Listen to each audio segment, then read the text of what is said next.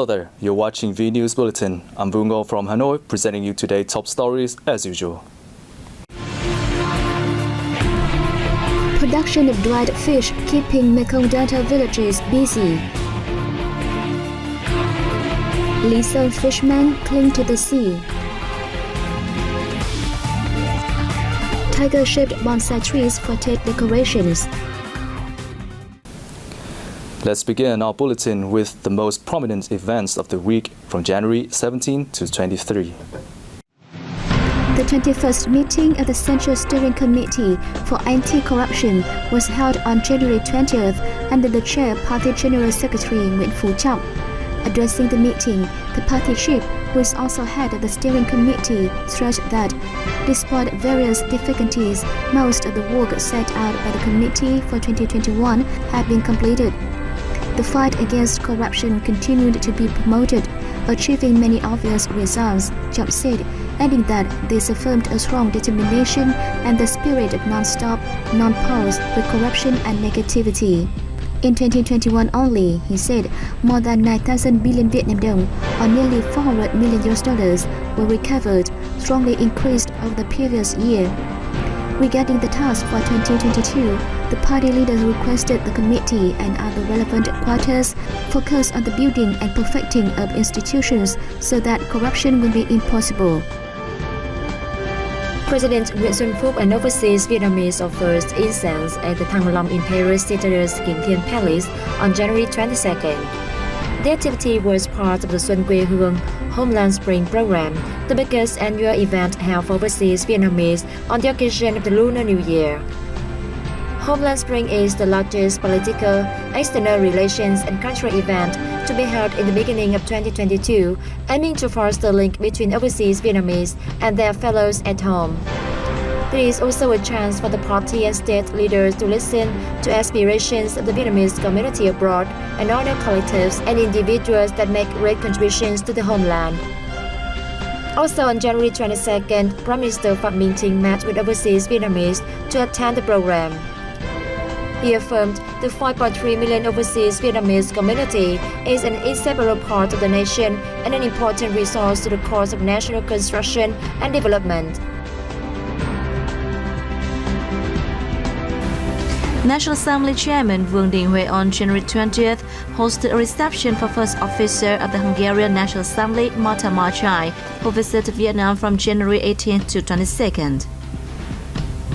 Chairman Huệ suggested the two legislatures reach more comprehensive cooperation agreements to contribute to advancing cooperation between Vietnam and Hungary in a pragmatic and effective manner. Standing Vice Chairman of the National Assembly, Trần Thanh Mẫn, held talks with First Officer of the Hungarian National Assembly, Marta Marchai, also on January 20th.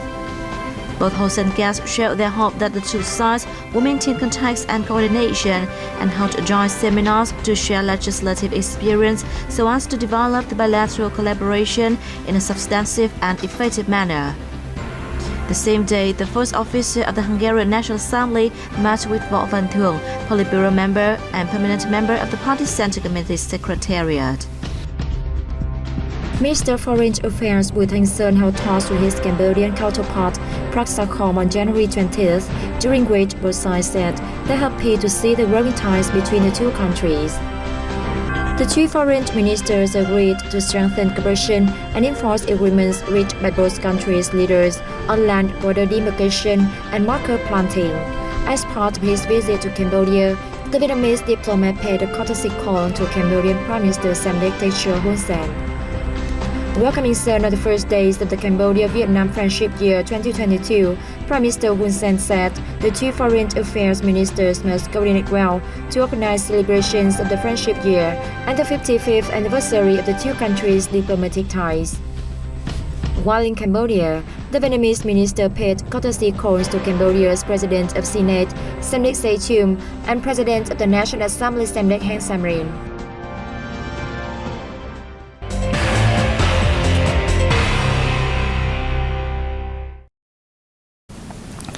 Many insiders believe that 2022 will be a promising year for the steel industry when the pandemic is brought under control and construction demand rebounds strongly.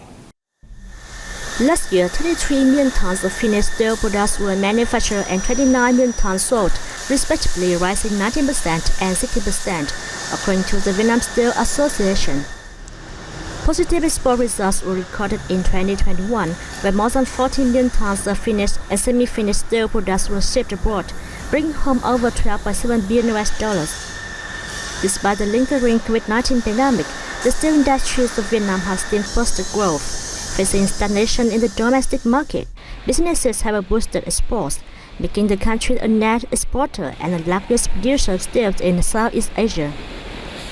Vietnam's steel market is forecast to have a better look in 2022 when the government instills directions on stabilizing and developing productions and business activity flexibly adapted to the pandemic. Villages in the Mekong Delta specializing in dried fish have entered the peak production season ahead of the Lunar New Year holiday or Tet to meet demand from consumers both at home and abroad. More in the following. Starting at dawn, more than 10 workers at the Như Hằng dried seafood manufacturing establishment in Phu Thọ Commune, Tam Nông district in the Mekong Delta province of Đồng Tháp has been busy drying snakehead fish. The work involves several steps, including cutting, marinating, and drying under the sun. My inventory is higher than last year, so I can meet demands during the upcoming Tet holiday. We often provide about 100 kilograms of dry seafood to the markets every day. There are hundreds of types of dried fish on the market and many different products, but Tam Nông is known for its dried snakehead fish. The local specialty has a different taste, as local producers follow secret recipes governing ingredients, seasoning, and the drying process.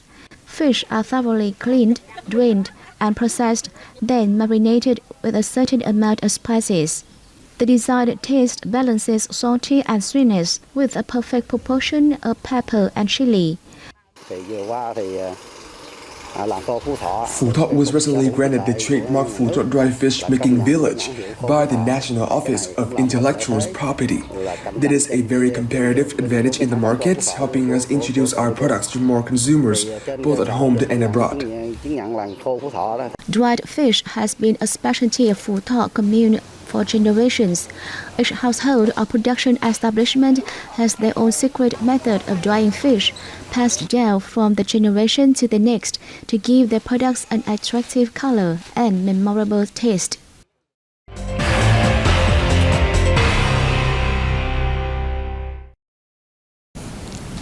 Lisan Island in Quảng Ngãi province has a tradition of offshore fishing. Local fishermen navigate the seas around the Hoàng Sa, Parasol, and Trường Sa Spratly archipelagos not only to fish for a living, but also to protect the country's fishing grounds. From ancient times to the present, Hoàng Sa has been a fishing ground with abundant aquatic resources, but there are also dangers. Many fishermen have lost their vessels due to natural disasters or enemy sabotage. Despite the hardships, though, no one quits their job. I was born and bred on the island. It's my homeland. I will stay here to protect Hoàng Sa and Trường Sa. For Lisan fishermen, the sand on Hoàng Sa is very special, and they bring some along when they fish offshore and return home. The sand is put into incense burners in the village communal house.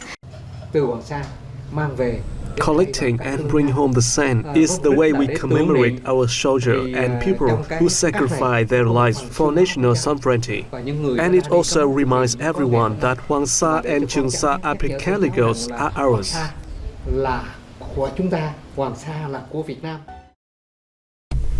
When fishing offshore on the Hoàng Sa and Trường Sa fishing grounds, fishermen face many difficulties, but with courage they cling to the sea. Images of vessels with red flags, yellow stars, and fishermen are living evidence affirming the sovereignty of Vietnam's seas. The British rock band Coldplay has praised a video of Vietnamese dancers who performed to the viral track with K-pop band BTS, My Universe.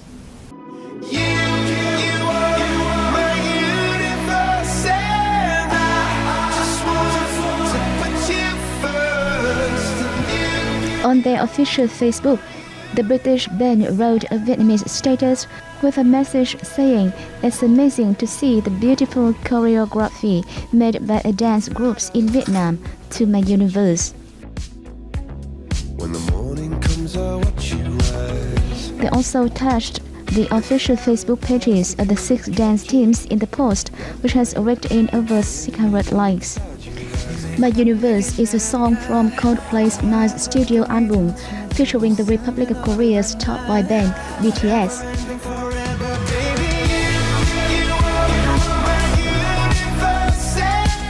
The song received an explosive response because it was a collaboration between 2 popular brands from 2 countries, with the lyrics performed in both English and Korean. The song also topped Billboard's music chart, while the music video received more than 150 million views on YouTube.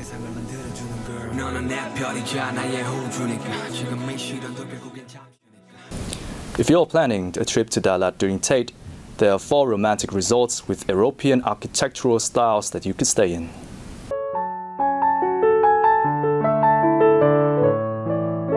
Situated by Tuen Lam Lake, around 7 kilometers from the town center, Dalat Resort Windy is a large complex comprising of 19 lakeside villas.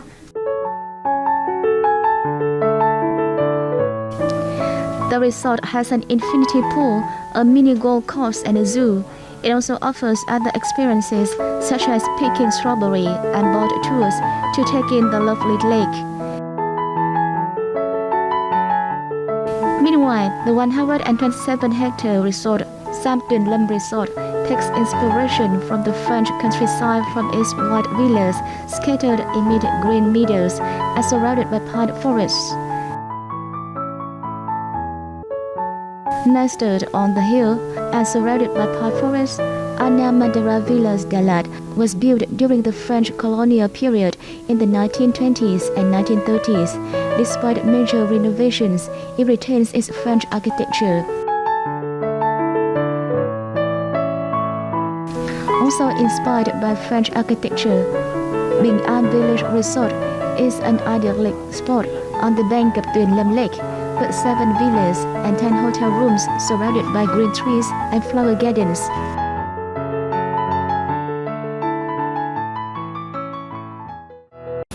With the Lunar New Year or Tet fast approaching, Đinh Ngọc Hiếu from Ho Chi Minh City's Thủ Đức City is busy creating zodiac animals from bonsai trees. This year, he's primarily focusing on creating tiger-shaped bonsai trees, given the upcoming New Year is the Year of the Tiger. Tiger shape from coconut bonsai trees with a variety of unique and fun patterns are among the most favored of his items ahead of the Lunar New Year. It typically takes 4 to 6 months to plant and grow a tiger-shaped bonsai tree. After that, all of the parts of the tiger, including head, body, and legs, are made from dried coconuts. Hiếu says he has been working with coconut bonsai trees for 6 years. As part of his craft, the past 3 years have seen him make zodiac animal-shaped bonsai trees. The tiger is a very strong animal.